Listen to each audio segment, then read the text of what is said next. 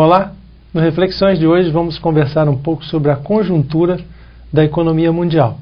E para falar sobre esse assunto, nós temos aqui no nosso estúdio a economista Marta Ferreira, que é consultora de negócios. Obrigado, Marta, pela sua presença. Marta, nós vimos um artigo seu chamado Sinopse do Caos, que falava um pouco sobre a economia mundial, sobre os países emergentes, e nós gostaríamos de trazer esse assunto aqui para esse debate.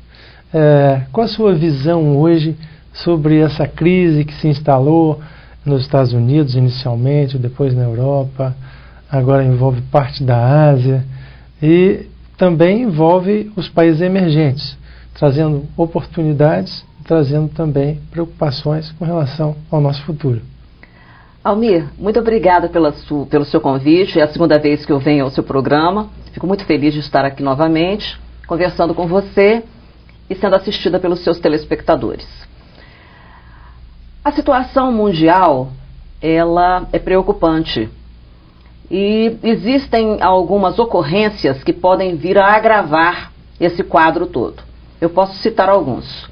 Entre eles, nós temos a crescente inflação mundial. Nós temos a morte de Bin Laden e não sabemos quais vão ser os desdobramentos do terrorismo mundial após a morte de Bin Laden. Nós temos as agressões ao meio ambiente que, num futuro muito próximo, impactarão o mundo inteiro. A produção de petróleo foi reduzida numa decisão da OPEP.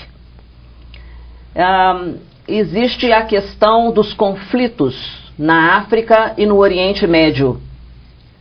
São conflitos religiosos, de intolerância, os conflitos como forma de resgatar uma forma de governo mais adequada aos dias mais modernos, de forma que os ditadores caiam e a população tenha então condições de crescer e se desenvolver. Então, dependendo de como forem esses desdobramentos, se isso se agravar, eu acredito que nós vamos ter dias bastante amargos pela frente. Podíamos falar sobre cada um desses pontos que você colocou. Primeiramente, a questão da crise que se abateu na economia americana, que vem arrastando essas coisas. Sim, claro. A origem de toda essa crise foi nos Estados Unidos. E eu vejo a situação nos Estados Unidos hoje da seguinte maneira.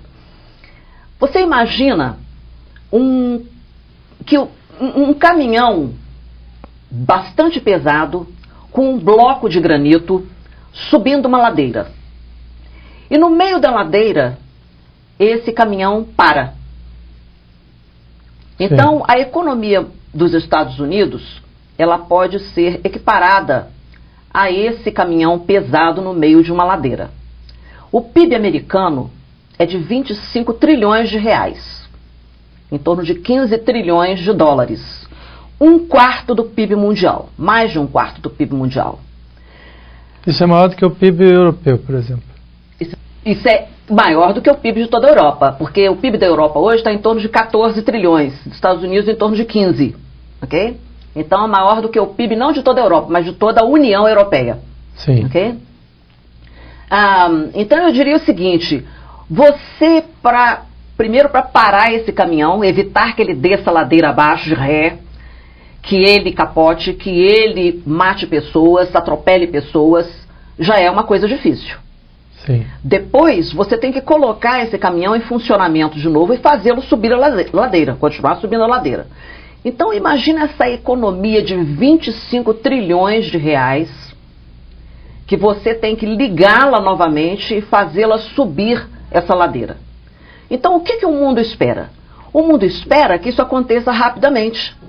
E isso é humanamente impossível, porque a dinâmica dessa economia imensa, gigantesca, ela está sim crescendo, mas em níveis muito mais vagarosos do que o mundo desejaria. Além disso, Almir, nós ainda temos os problemas básicos da origem da crise, ou seja, O déficit americano é preocupante. Ele está em torno de 62% do PIB. Déficit interno, né? A dívida interna americana. A dívida interna. 62% do PIB. Nós temos a questão do desemprego, que é 9,7%, é alto. Nós temos a questão da própria formação do PIB. Um dos principais fatores componentes do PIB americano é o consumo das pessoas. Representa aí em torno de 76% do PIB. Sim. Então, o que está acontecendo agora? Esse consumo foi reduzido drasticamente. Se você reduz drasticamente um dos principais componentes do PIB, você desacelera a economia, porque você produz menos. Se a demanda diminuiu, a oferta ela vai acompanhar. Sim. Então, esse é o problema, um dos problemas que a economia está enfrentando. O outro é que o sistema financeiro continua sem regulamentação e sem fiscalização. Ou seja, daqui a pouco nós estamos tendo novamente os mesmos problemas de inadimplência, de bolha imobiliária, de derivativos, de tudo aquilo que deu origem e que estourou a bolha imobiliária americana. Certo, mas vamos ficar dependendo a vida inteira da saúde financeira americana para que o mundo se equilibre, mesmo com o novo rearranjo que está se fazendo aí com a figura da China, aí com um grande consumidor, um grande produtor, colocando mais de 500 milhões de pessoas no mercado de consumo, né, no seu próprio país, e se tornando também um grande parceiro, né, dessa economia mundial, né? E também outras situações, né? A Ásia, né? Países asiáticos, Coreia, etc., Singapura crescendo, e o Japão, né? Sofrendo uma crise ambiental, né? Digo, uma crise natural. Como que você vê isso? Primeiro eu vou fazer a colocação dos Estados Unidos. Você imagina que mais de um quarto de tudo que se produz e tudo que se consome no mundo inteiro acontece nos Estados Unidos. Então nós não temos como simplesmente ignorar a crise americana. É a maior economia mundial. Então, se os Estados Unidos quebrarem, é um efeito dominó. O resto do mundo todo não tem como sobreviver sem mais de um quarto da oferta e demanda mundial. Ok? Fora isso, inteligência, tecnologia. Não há como sobreviver sem esse domínio que nós ainda temos na economia e inteligência mundial. Quanto à questão de mercados alternativos, vamos falar primeiro sobre os países emergentes. Nós vamos falar de China, Rússia e Índia. São economias que estão crescendo muito, mas são economias infinitamente menores do que a dos Estados Unidos. Mesmo a China. Né? A China tem a metade do PIB dos Estados Unidos. Pois é, mas hoje já é a metade, né? Era muito mais insignificante. Mas isso não significa que um país que está crescendo está levando seu povo junto. Sim. Você tem que observar que crescimento e desenvolvimento são duas coisas completamente diferentes.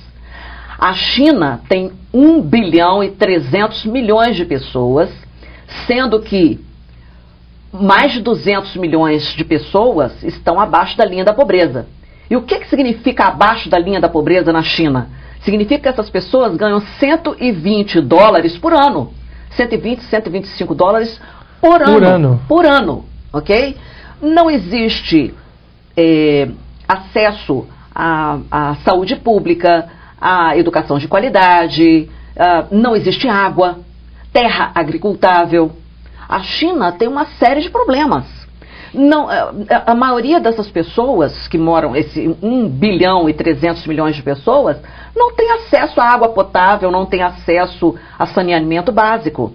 Essa China talvez a gente não conheça efetivamente, porque a China, apesar de ser fechada. Um país aberto, né, a sua economia aberta hoje, ela ainda é um país o Estado bastante forte e tem uma censura bem sem dúvida. intensa. E aí você passa para a Índia. A situação na Índia é tão grave quanto na China, porque tem 1 bilhão e 200 milhões de pessoas, sendo que 300 milhões, 25% da população indiana vive abaixo da linha da pobreza. Também são pessoas que ganham pouquíssimo por ano. A Índia, da mesma forma, tem problemas de água, tem problemas de terra, tem uma das maiores densidades demográficas mundiais, ou seja, as pessoas moram amontoadas, vivem amontoadas, tem um problema gravíssimo de êxodo rural. Então essas pessoas vêm para as grandes cidades e não têm a mínima condição de uma sobrevivência digna, né? Depois você tem Rússia. A Rússia, em minha opinião, está seguindo rapidamente para uma depressão econômica. Inflação altíssima, problema de corrupção muito grave, déficit público, gastos inúteis e falta de investimento em infraestrutura.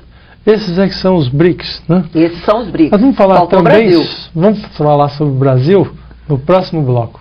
Fique conosco, vamos a um rápido intervalo.